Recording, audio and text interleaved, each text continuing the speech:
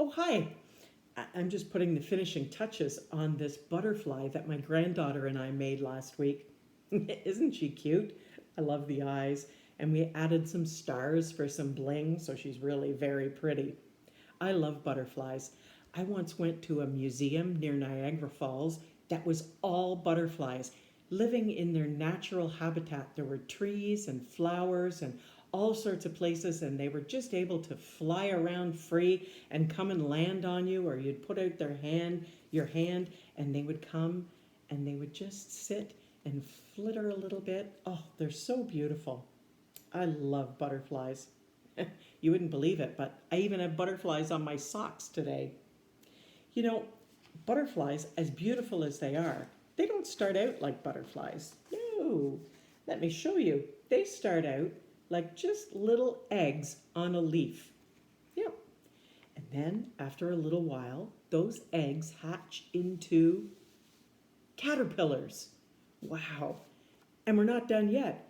Then the caterpillar rolls itself into this tiny little compartment here. Some people call it the pupa, and others call it a chrysalis. And then that's where the magic happens. After it's been in the chrysalis for a while, whoa, beautiful butterfly. But like I said, it doesn't all happen at once. It takes time for the butterfly to become beautiful and be able to fly. It's a little bit like us in our lives, right? We don't start out as adults who know everything. No way. We start as little tiny babies who are so dependent on mums and dads to help us grow and live. And then we become toddlers and we take our first steps and we try out our first words. And then eventually we become teenagers. Whew. And eventually again, we become adults. It's kind of like our knowledge, right? We don't wake up knowing everything we're ever going to know. We learn it as we go. It's a process, right? Kind of reminds me of today's Bible story. And it concerns one of the disciples named Philip. And Philip heard an angel of the Lord who said, Philip, you need to go out and spread the good news. Talk to people about the word of Jesus and the word of God.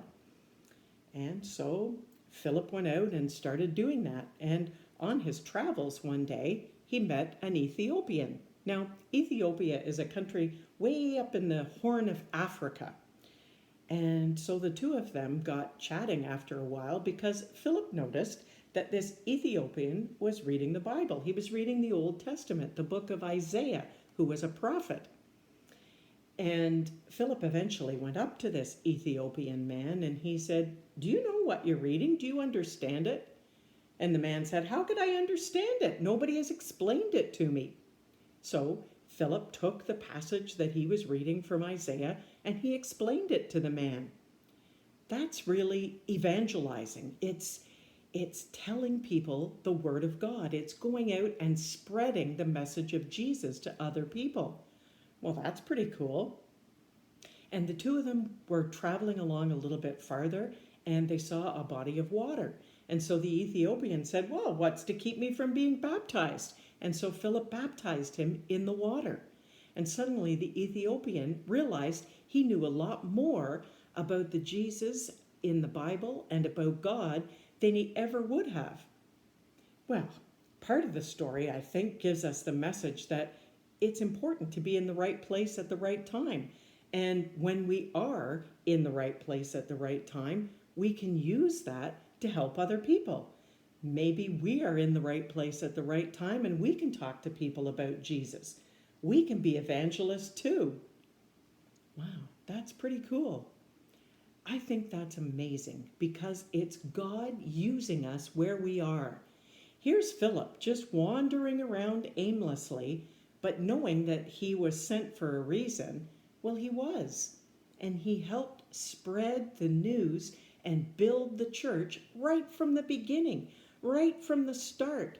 After Easter, when Jesus was with us and rose from the dead, he and all the disciples went out and evangelized and spread the good news of God and of Jesus to everybody who would listen.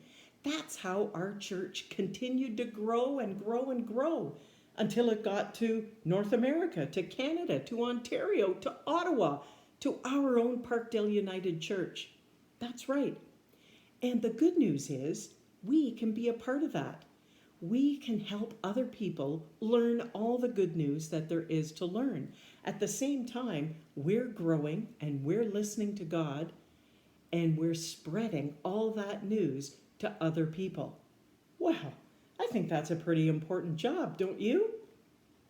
So whether you think of yourself as an evangelist or a butterfly or a caterpillar who's just on its way figuring out what to do and how to be the teller of good news, you have a very important role to play. And I'm going to help. And so are your mums and dads and our friend Huda and Reverend Alcris and Reverend Anthony. They're all here to help.